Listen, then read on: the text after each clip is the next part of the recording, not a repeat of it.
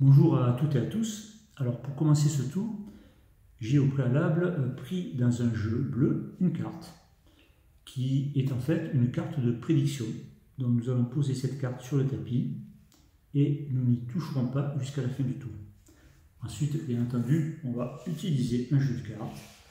Dans un premier temps, on va le mélanger mais face en l'air. De cette manière, on pourra bien vérifier que les cartes soient bien différentes.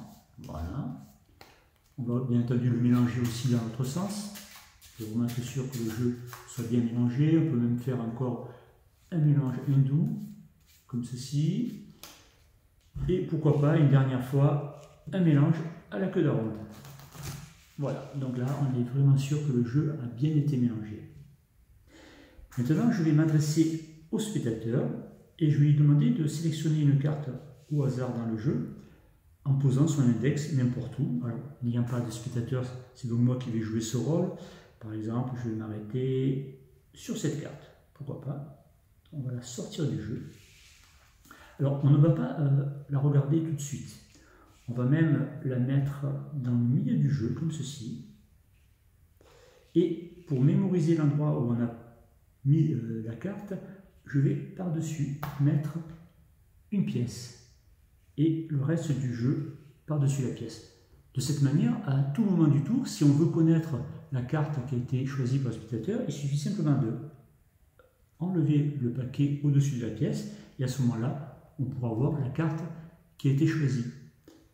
Enfin, quand je dis on pourra voir, là, elle est en face en bas, on va plutôt, voilà, il faudra retourner, bien entendu. De cette manière, on pourra mieux voir la carte qui aura été choisie par le spectateur. Bien, on va revenir à la carte de prédiction. On va révéler cette carte de prédiction. Il s'agit du 10 de cœur.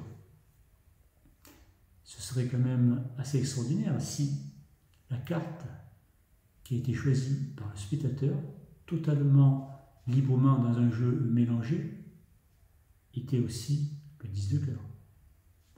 Nous allons donc révéler la carte du spectateur. On constate qu'il s'agit bien du 10 de cœur. Merci et à bientôt pour un prochain tour d'André Robert.